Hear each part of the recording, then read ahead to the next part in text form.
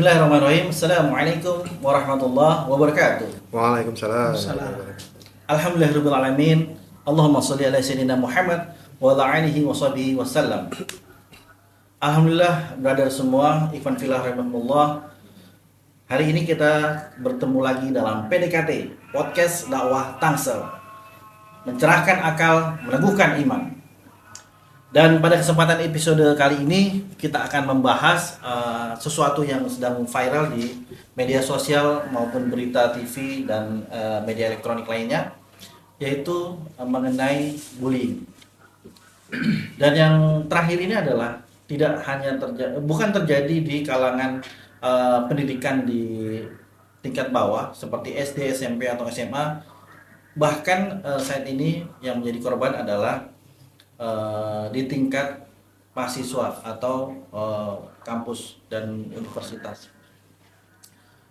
Yang menjadi korban seperti yang sama-sama kita ketahui yaitu adalah salah satu mahasiswa di Universitas Udayana Bali yang diduga melakukan tindakan bunuh diri dikarenakan kembali lagi diduga menjadi korban bullying.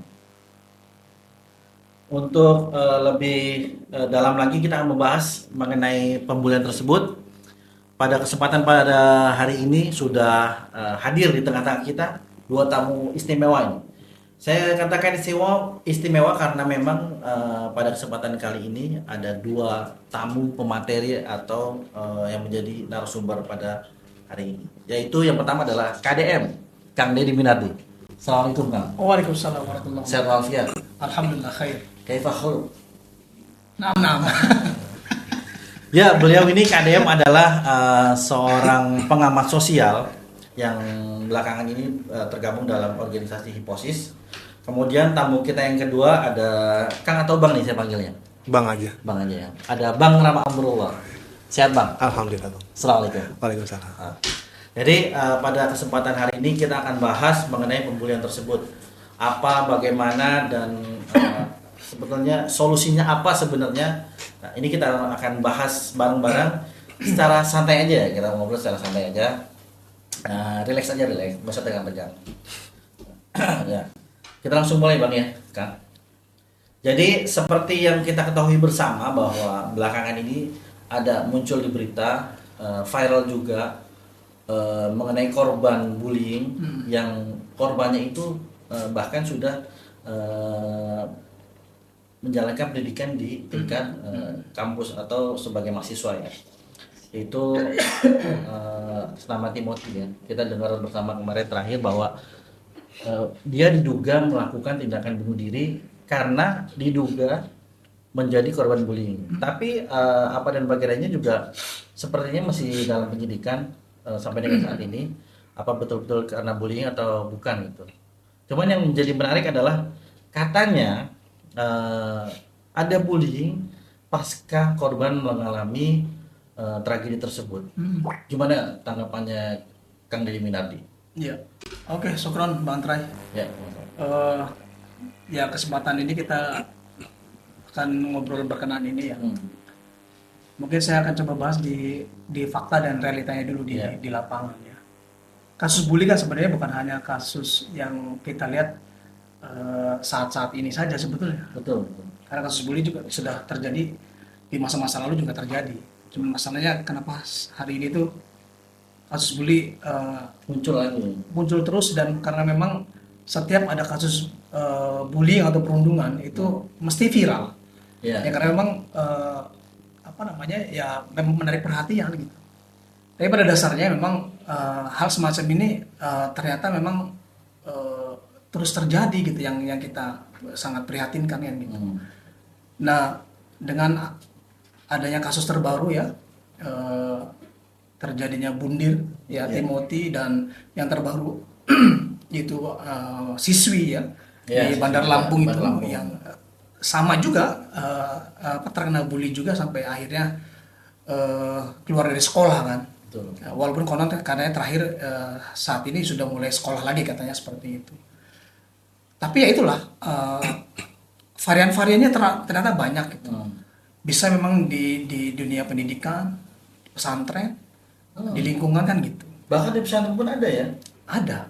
Bahkan beredar tahun-tahun lalu kan terjadi juga di pesantren. Betul, betul. Yang terakhir yang sangat populer ya di negeri jiran sana ya, yang konon katanya sampai di blender pakai mesin cuci, sampai bikin modus. Ini masih ini ya, dugaannya namanya? Dugaannya adalah dibikin modus operandi bahwa si korban itu bunuh diri dari lantai 3 atau 2 lah ya. Padahal itu memang dilempar sama ya itu teman-temannya yang ngebully itu kan. Ini sampai saat ini masih terus bergulir kan. Ini kan kasus yang terus terjadi gitu. Ya prihatin buat kita. Kenapa? Karena saya sendiri kan saat ini punya anak gitu. Yang setiap harinya was-was bro. Was-was karena kita mikirnya sekarang saya seolah tidak ada jaminan ketika anak 1 langkah 2 langkah dari rumah tuh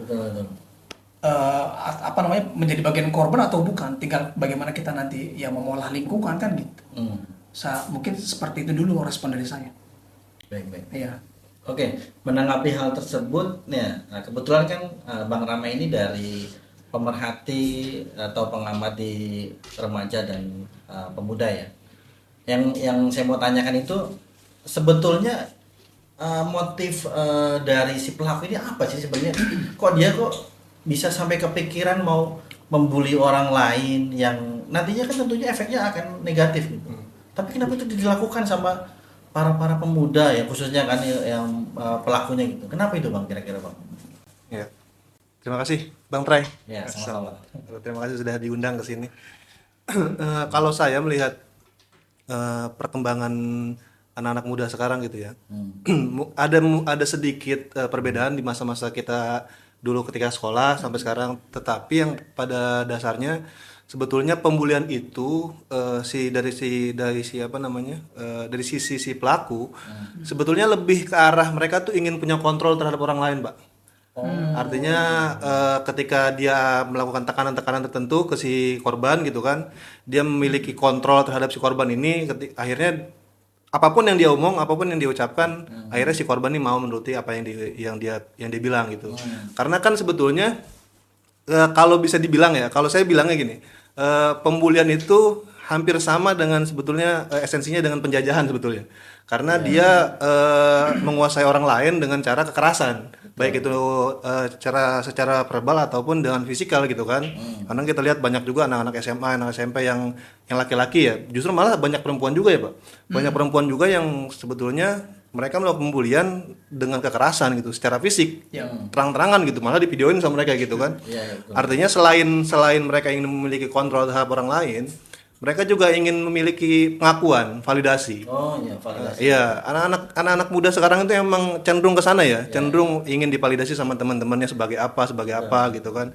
Artinya memang ada beberapa faktor yang memang mendorong untuk si pelaku ini melakukan pembulian. Tapi yang saya perhatiin yang mengerucut banget itu adalah ya mereka ingin punya kontrol terhadap si korban ini gitu. Akhirnya kalau bisa dibilang gini lah, kalau kita mungkin lebih simpelnya ketika kita tuh seneng lah ya kalau omongan kita dengar sama orang lain, itu kan secara naluriah itu udah bisa tergambarkan gitu kan. Omongan kita dengar sama orang lain, omongan kita diturutin sama orang lain gitu kan, apalagi sampai dia punya kontrol gitu terhadap orang lain gitu. Ini kan menjadi satu hal yang membanggakan bagi mereka gitu kan, tanda kutip yang membanggakan bagi mereka gitu. Dan pada akhirnya si para pembuli ini ketika dia mendapatkan kontrol terhadap orang lain itu gitu, dia tidak akan merasa puas Pak. Kenapa? Karena motif utamanya selain tadi ya, kalau dorongan itu kan tadi dorongannya ingin punya kontrol, tetapi motif yang jelas tuh sebenarnya nggak ada sebetulnya. Dia emang pengen melihat kehancuran aja sebetulnya, senang terhadap kehancuran aja sebetulnya. Karena kan gini, bicara soal orang yang suka sama kita atau tidak suka sama kita, ini kan akan berangkat dengan alasan apa gitu ya. Tapi ada juga loh Pak, ada orang-orang yang memang tidak suka sama kita, bukan karena kita punya apa, bukan karena kita lebih hebat dari dia, tapi emang karena dia pengen melihat kita hancur aja udah. Pokoknya. Iya, pokoknya gitu aja udah. Ya udah sesimpel itu, mereka pengen lihat kita hancur dan mereka puas. Begitu. Akhirnya ketika itu terjadi, si pembuli merasakan kepuasan itu gitu kan, dia merasa wah gue bisa melakukan ini terhadap orang lain nih. Akhirnya itu terus berlanjut kalau sampai tidak dihentikan gitu. Makanya ada peran-peran penting di situ sebetulnya kalau bicara soal solusi nanti ya gitu. Tapi yang saya lihat sejauh ini memang Ya sepenglihatan saya memang ada dua hal itu tadi. Pertama dia memang ingin memiliki kontrol terhadap orang lain itu gitu kan. Yang kedua memang ya, validasi itu tadi gitu. Ya terlebih lagi ketika dia merasa puas dan dia bisa melakukan itu terhadap orang lain lagi. Si korban satu udah dia berhasil melakukan itu dan dia lolos gitu aja gitu kan. Dan yang kedua akhirnya dia akan berlanjut ke yang korban-korban selanjutnya. Gitu sih Bang Trai. Nauzubillah min zalik sih, jangan sampai terjadi nih sama anak-anak generasi kita ya sebenarnya ya. Amin. Terus yang bikin menarik lagi itu soal berita ini adalah ketika korban yang salah satunya itu yang terakhir ini Timothy itu sudah meninggal, malah justru timbul pembulian lagi, pembulian atas meninggalnya dia, atas tindakan dia. Ada dari mahasiswa lain, dari fakultas lainnya yang melakukan hal tersebut. Nah, menurut Kang Deddy Mindardi, kenapa sih bisa sampai seperti itu? Iya. Bahkan yang sudah meninggal pun masih tetap kena gitu. Dan apakah hal ini sebenarnya berkaitan sama pendidikan agama yang minim atau kurang dan lain sebagainya? Karena bahkan kalau kita kaitkan dengan pendidikan agama, bahkan di pesantren pun terjadi. Gitu. Gimana Kang Deddy?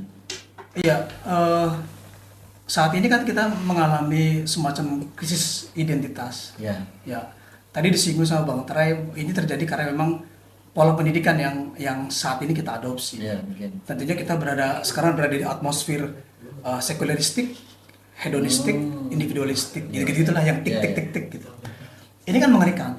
Ya, salah satunya tadi.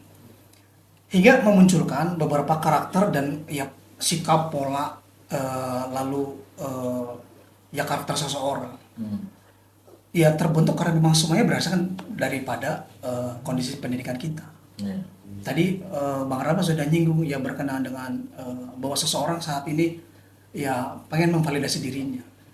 Saya sendiri memang punya catatan bahwa hari ini anak-anak sekarang ya bahwa Tuhan mereka tuh saat ini bukan Tuhan yang abstrak buat mereka, buat kita ya Allah ya Tuhan kita.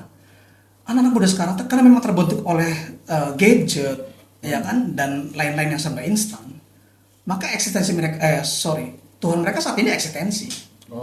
Eksistensi apapun dia lakukan yang penting dapat ekstensi itu. Yang kedua adanya pola personal branding. Jangan kan yang anak-anak kecil itu ya melakukan personal branding. Sekarang yang tua ataupun yang artinya mereka sebagai public figure, personal branding kan tentunya memang berbeda.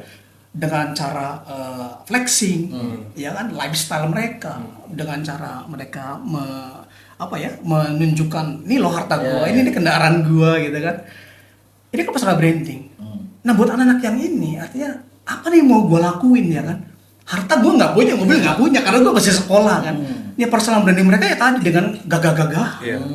Tadi Bang Ramo udah nyinggung dengan cara gua nganiaya orang itu kebanggaan gua, ya disitulah personal branding gua. Gua adalah ya jagoan sini kan, akamsi lah segala macam ya kan.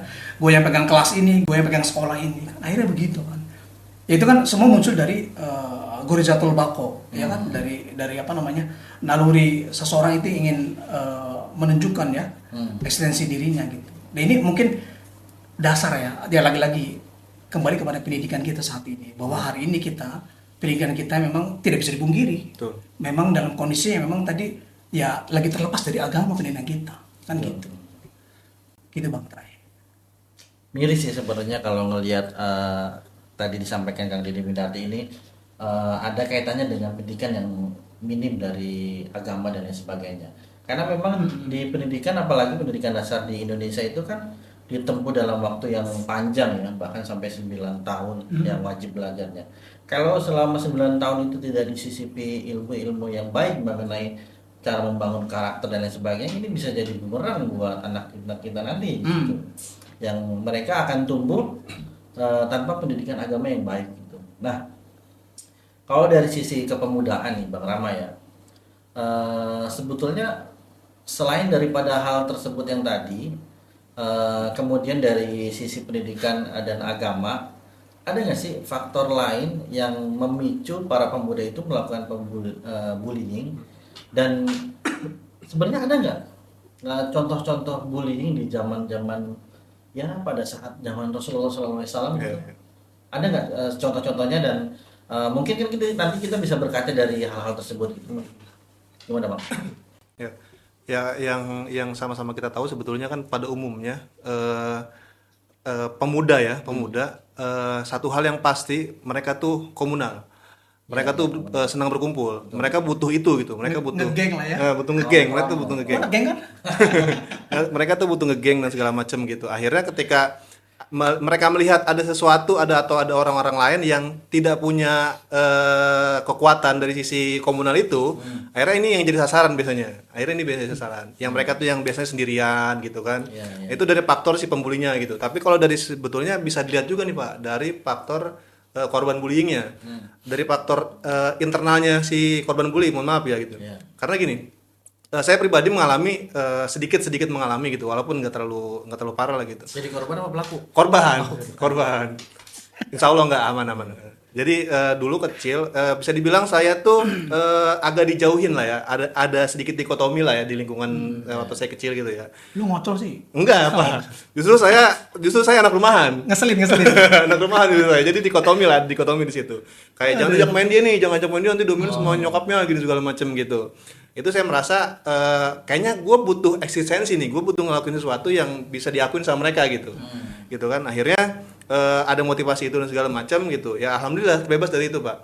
Berarti kan sikap kita ternyata menentukan juga kita tuh akan diperlakukan seperti apa sama orang lain gitu. Jadi dari si faktor korban bullyingnya ini harus menunjukkan juga identitas yang memang kuat. Mereka harus brave lah gitu bahasanya gitu ya. Harus to be brave. Mereka terus berani gitu. Karena kalau enggak, ya mohon maaf, orang-orang ini yang berkomunal ini mereka melihat sasaran empuk gitu. Melihatnya nih anak diem aja gitu kan, dia apa-apain juga nggak ngelawan dan segala macam gitu. Artinya ini makin memicu itu tadi gitu.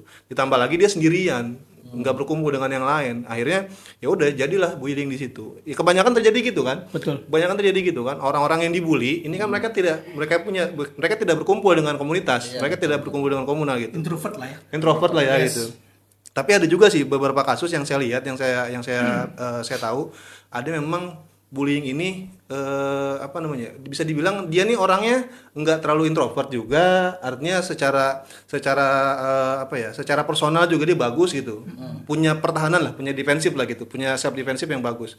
Tetapi memang di situ bukan lingkungannya dia. Kayak misalnya gini Pak, pernah nggak dengar kasus kayak anak-anak di sekolah internasional? Ini nih mereka ada yang korban bullying cuma karena dia tuh nggak bawa mobil kayak teman-teman yang lain. Padahal kan secara personal mereka sama gitu ya, sekolah di sekolah yang sama gitu, bukan orang miskin juga nih si anak ini gitu kan, tapi emang dia memilih pakai motor aja buat ke sekolah, tapi tetap jadi korban bullying, walaupun tidak fisikal gitu ya, kayak cuma diomongin di grup doang gitu segala macem, tapi pada tahap memang si anak ini akhirnya nggak mau sekolah lagi karena itu tadi. Dan padahal itu, maaf sorry dipotong, padahal itu bukan karena kesenjangan sosial kan? Bukan, tapi pilihan si anak tersebut. Betul. Ada juga. Jadi, ada celah kayak gitu. Ya balik lagi tadi, karena ada komunitas tadi, mereka merasa kuat gitu kan, akhirnya kayak gitu. Ya itu dari bisa dilihat kalau tadi ya kenapa itu terjadi, dan kemudian dari sisi korban bullyingnya juga sebetulnya bisa diantisipasi dengan cara tadi, dia harus be brave, harus berani, harus menunjukkan jati diri yang kuat gitu. Artinya ini berangkat lagi dari rumahnya, dari pendidikan rumah itu seperti apa gitu. Itu kan bisa dilihat dari artinya anak-anak atau siapapun lah ya yang terbentuk di rumah itu akan ditampilkan di luar seperti apa gitu kan. Anak-anak yang biasa dibentak sama orang tuanya nanti akan seperti apa di luar. Anak-anak yang living well bahasanya gitu ya. Ketika di rumah itu serba ada, nanti di luar itu seperti apa, bisa survive atau enggak mereka gitu kan. Ini kan berangkat di rumah gitu Pak. Nah, akhirnya segala kompleksitas itu tadi mendukung gitu. Jadi kalau soal bisa terjadinya bullying dan kemudian si korban bullying ini bisa mendapatkan bullying itu, yaitu tadi seperti itu. Ya jadi artinya memang harus ada perhatian khusus ya menurut saya ke orang-orang yang memang bisa dibilang mereka nih kayak memiliki potensi power yang kuat di situ di lingkungannya. Harus dikasih solusi alternatif memang mereka Pak. Karena secara naluriah yang tadi bilang sama Kang Deddy, itu udah gorjatul bako, udah dorongan manusiawi itu Pak. Mereka tuh pengen eksistensi dan segala macam. Hanya caranya yang salah itu aja sebetulnya. Tinggal dikasih aja kayak misalkan mereka ikut aktif di kegiatan dakwah atau di kegiatan apa dan segala macam gitu. Walaupun memang motivasinya tadi cuma pengen eksis gitu kan. Tapi seiring berjalannya waktu itu akan menghilang dengan memang bertemu dengan teman-teman yang lain yang memang positif gitu kan. Pasti akan kayak gitu gitu. Karena banyak juga kok ternyata memang yang mereka itu terutama di kampus ya. Teman-teman yang aktif di gerakan-gerakan mahasiswa itu mereka tuh orang-orang yang memang sebetulnya pengen vokal, pengen bersuara dan segala macam, melihat kondisi sekarang seperti apa dan segala macam, lihat sosial kayak gimana. Mereka butuh ruang. Mereka butuh ruang. Kalau memang kalau sampai itu tidak dapatkan sama mereka ya mohon maaf bisa terjadi hal-hal kayak seperti itu tadi gitu. Nah, terus soal di masa-masa Rasulullah mungkin kalau dilihat dari esensinya ya, kalau dilihat esensinya yang mereka berusaha ngontrol orang lain dan kemudian juga merasa senang aja kalau orang lain tuh hancur gitu ya, mungkin ada. Kalau setahu saya sih yang kayak gitu tuh pamannya Rasulullah, Abu Lahab gitu kan, dia kan emang pengen Rasulullah hancur aja sebetulnya gitu kan, kayak nggak seneng aja gitu, lu siapa sih anak baru kemarin gitu. Akhirnya kan ada tindakan-tindakan yang memang ya sifatnya sama lah ya, kayak naruh duri di depan rumahnya Rasulullah gitu kan. Itu berarti terkategori pembullying juga ya? Bisa jadi kalau dilihat esensinya gitu kan, esensinya. Tapi yang saya bilang di awal apa ya namanya? Kalau dilihat dari esensinya, bullying itu sebetulnya hampir sama dengan penjajahan sebetulnya. Karena bisa sampai menimbulkan hopeless. Efek dari penjajahan seperti itu kan. Orang-orang yang menjajah, negara-negara yang menjajah ke negara lain itu kan mengharapkan hopeless, mengharapkan negara yang dijajah itu tidak memiliki harapan, kan gitu kan. Akhirnya ketika dia tidak memiliki harapan, satu hal yang bisa diikutin sama dia ya tunduk dan patuh terhadap yang menjajah. Itu aja sebetulnya kan. Esensinya sama sebetulnya gitu.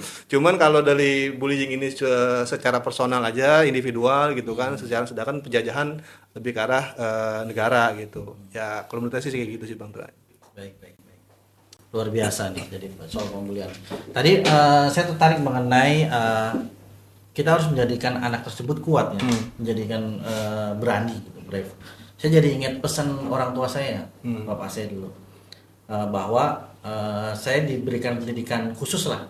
Saya katakan pendidikan khusus artinya spesial ya. Saya nggak tahu sih anak-anak lainnya mengalami atau enggak, tapi beliau berpesan bahwa apa yang bapak lakukan selama ini itu untuk supaya mental kamu kuat, supaya kamu nanti di luar itu disegani orang, maksudnya tidak menjadi korban pembulian lah, secara tidak langsung seperti itu. Memang itu sangat dipesankan oleh orang tua saya dan memang alhamdulillah ada dampaknya sih, ada dampaknya bahwa kita jangan sampai menjadi orang yang terlalu menyendiri, kemudian tidak ikut berkumpul dengan komunitas dan lain sebagainya gitu. Nah, berkaitan dengan tadi yang disampaikan Bang Rama, ada esensi yang sama sebenarnya di zaman Rasulullah. Itu kan sebenarnya kalau kita lihat responnya beda ya, antara korban yang sekarang dengan korban yang di zaman dahulu gitu. Nah, saya ingin membahas lagi lebih lanjut dengan Kang Deddy Minardi ini. Sebetulnya beberapa tempat instansi yang terjadi pembulian di sana juga menyampaikan bahwa mereka sebetulnya sudah mencarikan solusi berupa ada juga seperti kelas khusus untuk menerima konsultasi psikologi, psikolog dari korban atau pelakunya bahkan diterima kalau memang mau konsultasi. Tapi tetap saja terjadi pembulian. Kemudian tadi yang disampaikan Bang Rama juga ketika si anak ini sudah dididik secara mental dan lain sebagainya, maka kita berharap anak tersebut tidak menjadi korban. Tapi lagi-lagi pendidikan yang zaman sekarang, mungkin kita sama-sama tahu ya, kalau zaman dahulu ada anak nakal kemudian diberikan sanksi oleh gurunya, entah dipukul atau ditampar dan lain sebagainya. Kalau melaporkan kepada orang tuanya, malah ditambahin, malah digambarin lagi gitu. Jangan sampai bikin malu keluarga, jangan sampai nggak nurut sama guru, bahkan sepertinya benar-benar dititipkan. Nah kalau yang sekarang kan kita sama-sama tahu, yang kemarin ada bahkan sebetulnya jelas-jelas salah, kemudian dilaporkan ke kepala sekolahnya memberikan sanksi, malah kepala sekolahnya yang kena. Nah, jadi ini sebenarnya apa yang terjadi dari sisi sosial nih, Kang Deddy Minardi? Jadi di satu sisi sebetulnya para pendidik ini ingin menunjukkan pendidikan karakter yang baik, tapi di sisi lain ada pergeseran nilai-nilai pendidikan yang malah justru membuat mental si Pendidik. anak didik ini menjadi lemah. Gimana kan? Iya ya. Ngelihat kondisi ini kan kita realnya ya itu kita memang butuh keselarasan. Mungkin kita di rumah sama orang tua, anggaplah kita orang tua ngedidik anak kita atas dasar landasannya adalah agama. Iya dong. Landasan agama tentunya nilai-nilai adalah ketakwaan. Tapi ketika kita keluar ternyata nggak selaras. Di lingkungan kita anggaplah ya. Kita masing-masing punya lingkungan kan. Lingkungan warga, RT RW dan seterusnya. Itu ternyata nggak selaras dengan yang di rumah. Anak-anak tuh bingung akhirnya kan. Kok agak berbeda nih di rumah dengan di Nggak support system ya, kalau bahasa anak Jaksel. Iya, betul. Kan nggak selaras akhirnya. Itu di lingkungan. Belum lagi di sekolah. Kan hari ini nggak semuanya sekolah yang betul-betul basic agamanya bagus. Betul. Apalagi dia bukan sekolah yang memang secara latar belakang bukan sekolah agama. Ya kan? Anggaplah sekolah umum lah ya. Itu kan dari sisi pelajaran aja jam tayangnya berapa jam sih dalam satu pekan? Beda. Dulu pada saat saya SD aja kan di sekolah umum itu paling 2 jam dalam satu pekan. Bayangkan 6 hari itu cuma 2 jam. Mau bagaimana kita ngebentuk karakter anak-anak dibangun oleh ketakwaan. Akhirnya di rumah, di lingkungan dan di sekolah sudah timpang tuh. Kan kita butuh itu kan. Soal pendidikan ya tadi secara atmosfer pendidikan secara lembaga dari negara pun hari ini kita memang sedang mengadopsi sekulerisme tadi. Ya itu tadi sudah saya singgung. Nah ternyata semuanya itu berpengaruh kepada ya segmen-segmen kehidupan yang tadi saya sampaikan.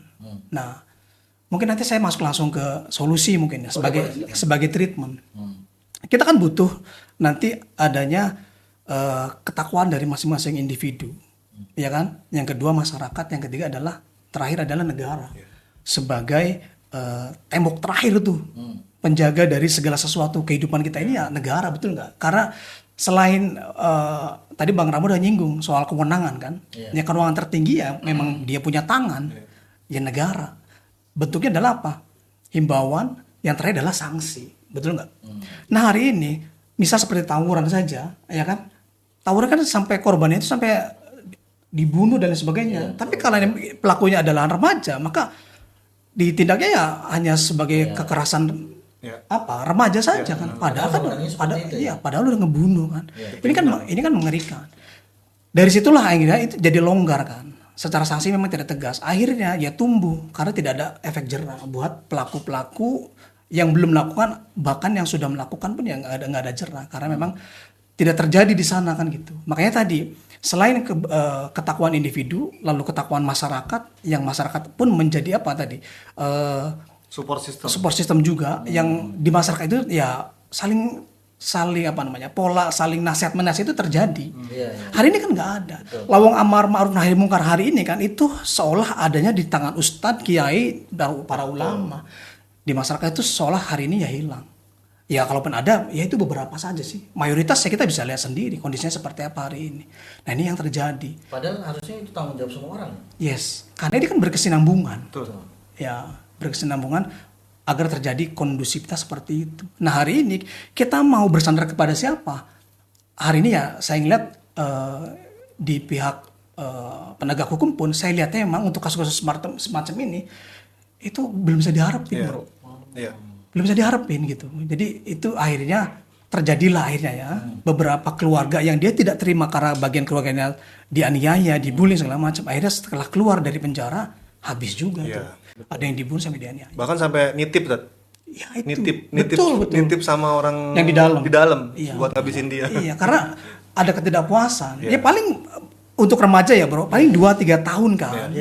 Iya, paling 2-3 tahun karena memang kasusnya kasus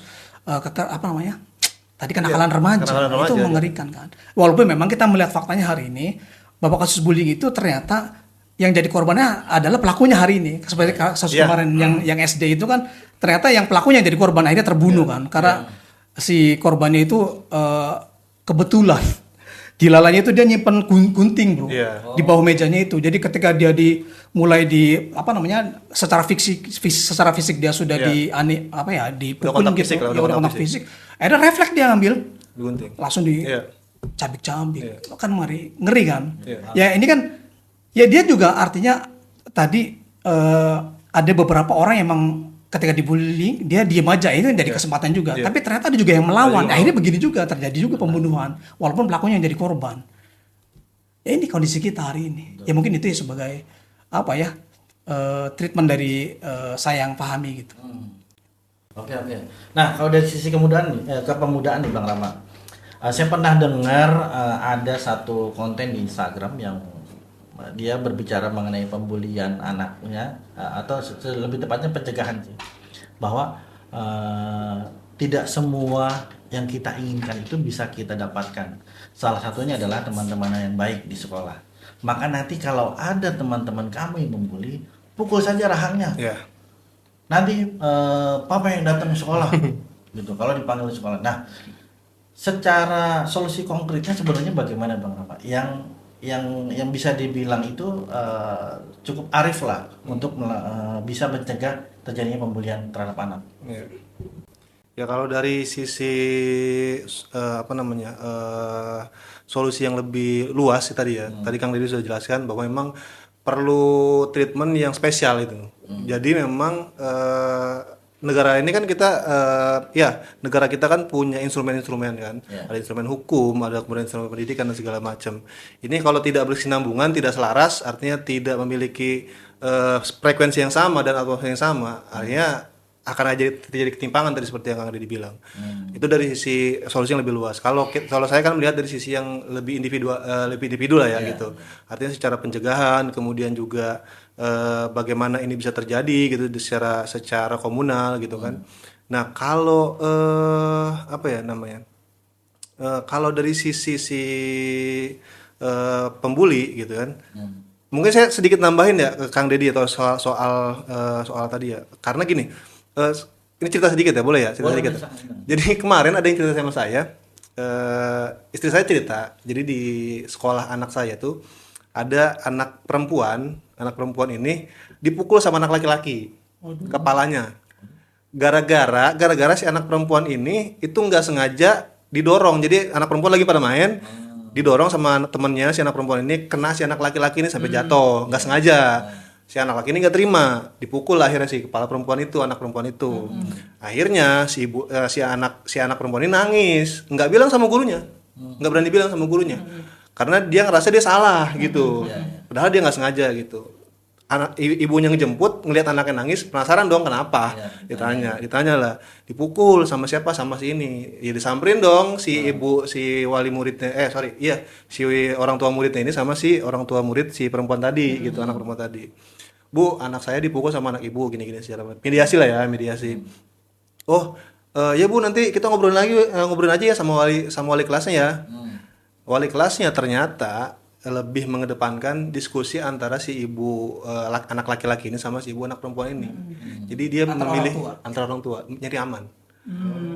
Itu disebabkan tadi memang ada instrumen hukum yang memang membuat para guru ini takut untuk ambil tindakan gitu loh. Takutnya nanti kalau misalkan si anak laki-laki diomelin nuntut, mana dituntut gitu kan. Itu kan terjadi kemarin yang di Cimarga itu kan. Dia mukul dalam rangka upaya penertiban si murid gitu kan, ternyata malah dituntut. Itu kan terjadi bener gitu kan. Artinya ya memang bener tadi yang kayak dibilang tidak selaras kehidupan kita ini tidak selaras gitu. Perlu keselarasan secara total ya. Perlu keselarasan secara total. Jadi artinya memang dari sisi individu harus punya self defense yang kuat si anak-anak ini gitu kan. Terus kemudian juga karena bullying ini identik dengan lingkungan sekolah dan pendidikan gitu ya. Jadi perlu pola pendidikan yang memang bagus gitu kan. Terus kemudian dari instrumen hukumnya juga harus betul-betul yang memang proporsional ya, proporsional. Dan setahu saya selama ini tidak ada instrumen hukum yang memang bisa efektif seperti itu gitu. Artinya cuma nggak ada efek jerah lah ya, karena terjadi terus terjadi gitu. Bahkan orang-orang para pendidik ini, guru-guru ini yang harusnya bisa menertibkan itu, justru malah mereka lebih tanda kutip cari aman. Karena ya profesi mereka di situ, mata pencarian mereka di situ. Kalau ada apa-apa, mereka bingung juga nanti gitu. Apalagi kalau sampai disalahkan, dituntut dan segala macam gitu. Jadi memang kompleks sih masalah pembulian ini gitu kan. Jadi perlu kesalahan secara total gitu. Menurut saya sih gitu Bang Trai. Oke, baik. Jadi dapat disimpulkan bahwa memang semua itu saling berkaitan ya, antara pendidikan di rumah, di lingkungan, di sekolah, bahkan sampai tingkat perguruan tinggi. Dan memang pendidikan agama yang cukup itu memang mutlak dibutuhkan. Betul. Supaya menjadi bekal si anak juga, supaya dia juga nanti tidak menjadi seorang pembuli di luar sana. Dan bahkan kalau ingin dijadikan korban, dia sudah siap secara mental. Begitu Kang ya? Ya. Begitu Bang Rama. Siap. Oke, terima kasih banyak nih atas kehadirannya Kang Deddy Minardi dan Bang Rama. Sama-sama. Lain kali kita akan membicarakan isu-isu lain yang lebih menarik lagi. Jangan kapok untuk saya undang ya. Saya kapok. Enggak lah, jangan. Thank you brother. Thank you. Oke, sobat PDKT, untuk episode kali ini segitu dulu. Next kita akan bahas topik-topik lain yang lebih menarik lagi tentunya. Salam dari kami PDKT Podcast Dakwah Tangsel. Assalamualaikum warahmatullahi wabarakatuh. Waalaikumsalam warahmatullahi wabarakatuh.